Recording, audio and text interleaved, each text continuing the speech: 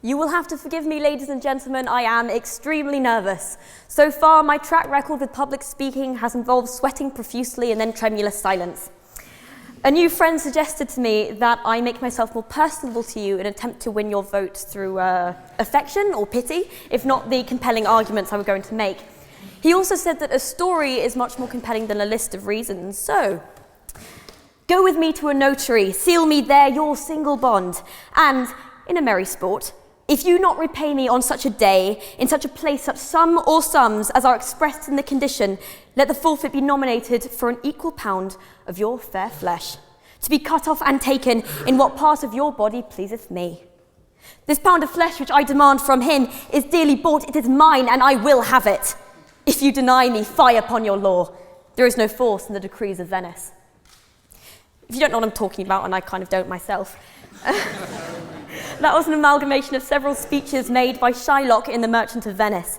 As a point, they never give us very flattering speeches. There's too much anti-Semitism in the water. This was written by Shakespeare in 1597 and portrays the creditor of a man desperate for money, bargaining his friend's flesh as security for the exchange. The court, revolted but seemingly bound by law, is saved by the quick wit of Portia. Even then, there was an inherent horror in monetary exchange for living flesh.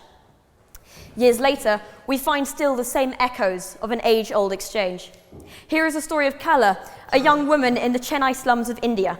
Her life devastated by the 2004 tsunami, she borrowed money she was then unable to pay back.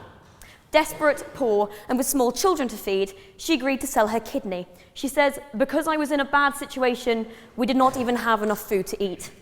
The world is hardly new to the idea of commercializing our bodies in times of desperation, but one would have hoped we could aspire for better by now. But, before I go further, it falls to me, as it fell to my worthy opponent Tipple, to introduce the enemies of the night. Firstly, Mr. Callum Tipple, second-year Spanish and philosophy student at Hertford College. For those who do not know, the tradition of this house involves a friendly insulting of the opposing team. Unfortunately, Mr. Tipple is annoyingly demure and pleasant. His LinkedIn profile describes him as ambitious and proactive, which is unfortunately both true and unfunny. Determined to find at least one embarrassing or sordid fact to burn him in front of all you lovely people, I scoured the internet. I tracked his early Facebook activity, and I solicited the help of his friends, who turned out to be irritatingly loyal and unsympathetic to my cause. The only vague, promising story I have found has involved nipples. I have decided it is absolutely too salacious for these hallowed halls, and I'm keeping that one firmly to myself.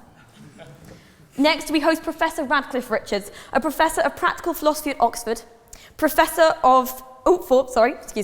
former director of the Centre of Bioethics and Philosophy of Medicine at UCL, and author of Organs for Sale.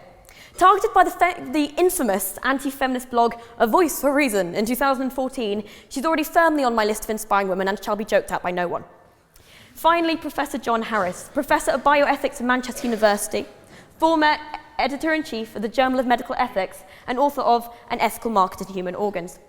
He's similarly off my hit list because I'm a final year law student doing medical ethics as a course, and I really need him to like me enough to give me academic tips later. So, thus, ladies and gentlemen, I present to you your proposition for this motion.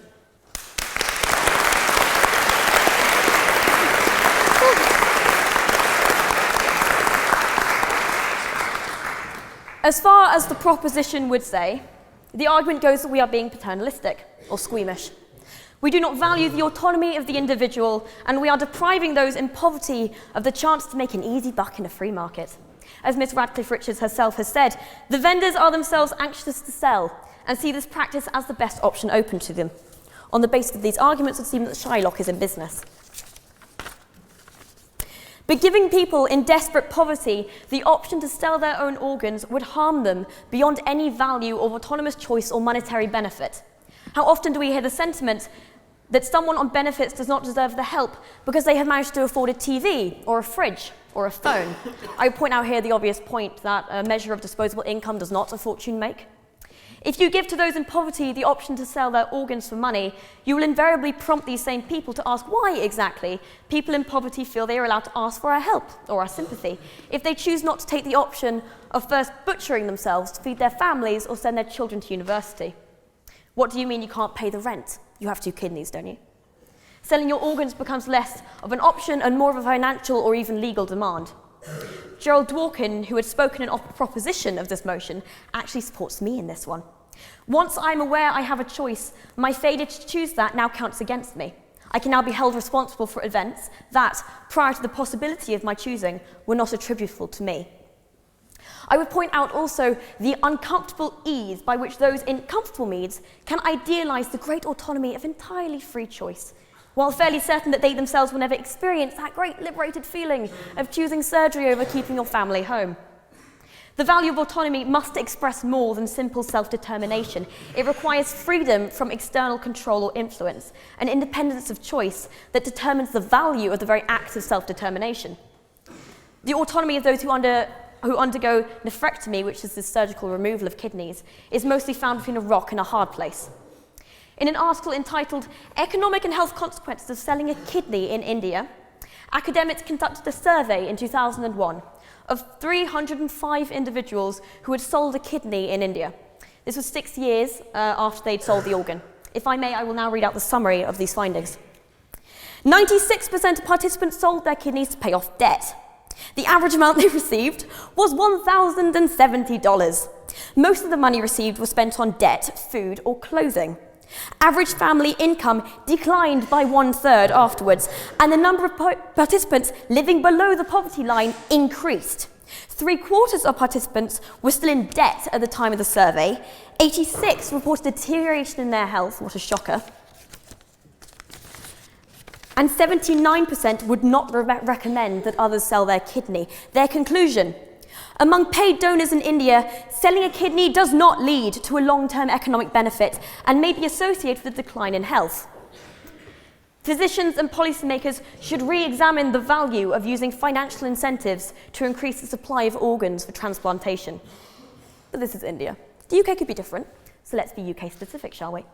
There's absolutely no way that the NHS would ever be able to afford purchasing human organs to the extent that it would need to make any substantial difference to the current system if it was simultaneously competing with private sellers, both legal and illegal. Organs would be available only to rich private purchasers. The number of organs available to the poorest would shrink, and suddenly we'll lose the core ethic that started the NHS, our common belief that no human life should be deprived of proper medical care. And let's be clear. There is no amount of regulation that can stop a funneling upwards of organs from the desperately poor to the rich. I mean, what does the proposition suggest? The very poor people can't sell, or very rich people can't buy. The autonomous choice will always be one of coercive financial, legal, and social pressure, and the line will be drawn further and further away as to what we expect of poor people before we allow them to be the objects of our sympathy, respect, or aid. These people will be the sole providers of organs and never the recipients. This argument is not meant to diminish the suffering of those in need of organs or the severity of the current shortage. But the sale of human organs is not the only option available to us. While organs may not be growing on trees, they are growing in labs. We might have quite a few years to go, but in August last year, the BBC reported that for the first time, a functioning organ, a thymus, was grown from scratch inside an animal for the first time in Scotland. We also could create an opt-out system. An attempt to preserve a semblance of philanthropy, I would like to think, forms a part of our society. In a nationwide NHS survey, 53% of participants said that they would be a donor, but that they didn't know how to register, or they never thought about joining, or they hadn't got round to it. Spain and Australia have already shown vast improvements by applying this system and have done so without the dangers that this motion represents. There is an obsession with libertarian thinking which privileges the choice of the individual over everything else. When we conceptualize the choice of the individual, we speak from a privileged position where this choice is one of autonomy. But as I hope I have proven, and I imagine will be expanded upon by my fellows, this method of thinking is reductive of real-life experiences, particularly those of the poor, to whom this is in reality the most relevant. In summary, the seller of these transactions will not be the autonomous, free-thinking individuals the proposition would have you imagine, and they would certainly never benefit from a system into which they'd be the only ones paying the heaviest price. Secondly, as shown by numerous case studies involving India and even America, the realities of these schemes do not deliver the financial liberation that they promise. And third, this is not the only recourse open to us that could alleviate the situation we find ourselves in. And so, Mr. President, I beg the House to oppose this motion.